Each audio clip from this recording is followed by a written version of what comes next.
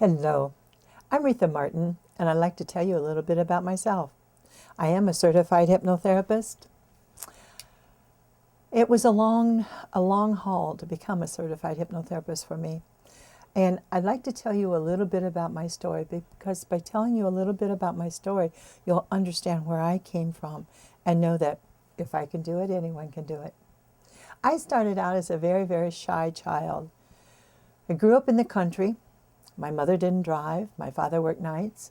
And so basically, we were our household. We didn't have a lot of outside family and grew up a very sheltered, very, very loved, cared for child. Up through high school and junior high, I moved to town, would you believe it? In town with a new school and all these new people. Well, I was scared to death. I was so shy and so backward. Made friends, as I had always done, but they were very close friends that would protect me, be around me, and that I knew and understood.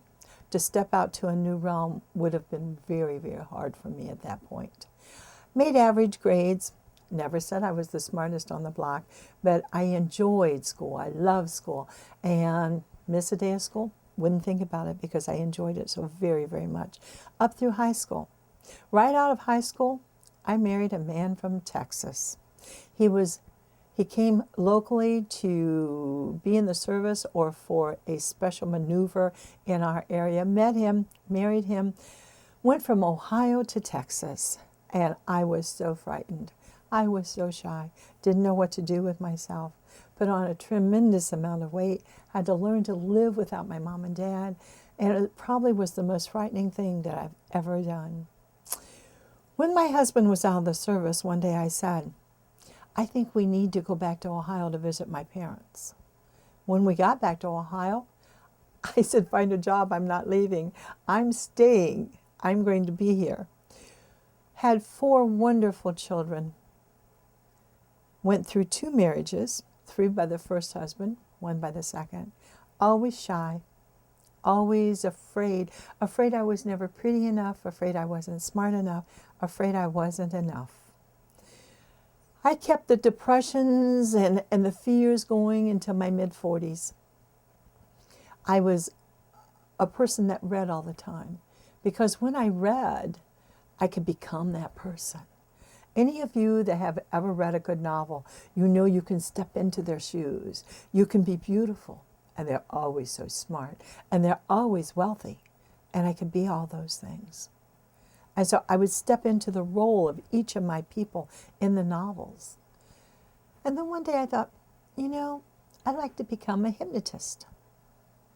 Well, my husband, who was so much smarter than I, said, they don't use anything like that around here, and where would you go to school at to do that? That's just crazy. You're too old to go back to school anyway. After I was my mid-40s. No, at that time I was 39.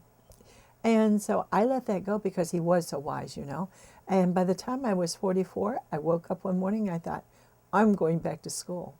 I was a mother at that time. I had become a grandmother by then. My granddaughter, oldest one, was about 2 years old. And I thought, I'm going back to school. I searched for schools, finally found one in Cincinnati, Ohio. Had to drive 6 hours once a week to go to that school for 16 weeks. It was a tremendous undertaking for me, financially, emotionally, the whole bit. I was on top of the world. I had found my niche. I had found something that could feed my soul for the rest of my life. And as I became a hypnotherapist, I realized I had so many other abilities. I had always had the ability to know I knew. And so along came the ability to use mediumship or psychic abilities, to use it all. And then I stopped at the local college because I had a speaker that was coming in. Could we use one of their rooms? They said, no, our rooms are all taken. We even go off campus to do classes sometimes. But would you like to teach here? I became a teacher. I cried all the way home. I thought, I've never been to college, and my father would be so proud of me to know that I'm actually teaching in a college now. I went from there to teaching at conferences all over the world. I began to certify students to become hypnotherapists. I went to a local school and spoke, as I do so often at the schools, to help the children work with their attitudes. And one of the children said, "May we interview you on our TV show?" Oh, be still heart. I was scared to death. On TV, can you imagine that? And so, all right, I'll take a stab at this. I ran home and said, "Oh, family, I'm going to be on TV. I'm going to be on TV. Can you imagine? I'm going to be on TV. Oh, me." And so, did the TV show. The producer came to me afterwards and he said, "Retha, I'd like for you to do a TV show." There began my TV show, Complementary Care. I think it lasted for about 5 or 6 years. We did 200 shows. And they were taped. When they were taped, they played once or twice a day, 7 days a week. And so a lot of those, I interviewed people about all their healings, all the special things that happened in their life.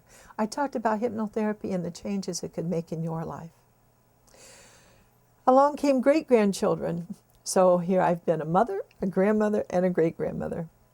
I lost my 21-year-old son in a car accident before I started hypnotherapy.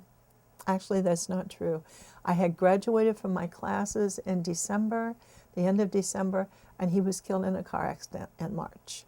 It was as if God gave me something to fill my time from the loss of my son. I've lost my husband 10 years ago, and now I'm extremely free to help others, to grow, to learn, because you remember when I told you when I first started into hypnotherapy, everything circled in my life around it. I had found my love. Well, that love has expanded in so many ways, into so many characters and so many different avenues. But my desire, passion is the word, passion to learn hasn't slowed down at all. I take every class I can get. I teach new things all the time. I expand my classes. One of the reasons that my classes are broken down into so many different little segments and lessons is so that you as a student may take that class, and then you have a period of time to own it, to live it, to work it, to understand it, and experience it. And then you take the next lesson. And that way you own. When, if you choose to, you become a hypnotherapist, then you will be able to help others with the understanding. Most of my students, and I probably would say 90% of them, take the classes that I teach for their own personal growth. And that's why I call them personal growth classes many times. They take it for their own personal growth in their life and the lives of their families. But should you choose to make this a career, possibly you would have the same passion for it that I have had in my lifetime. What I do, I share love. I share love with everyone I encounter. I share love with the world.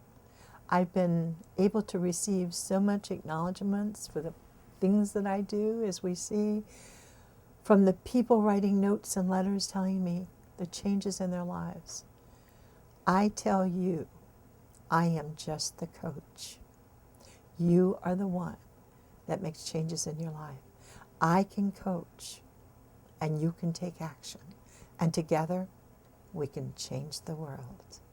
God bless you.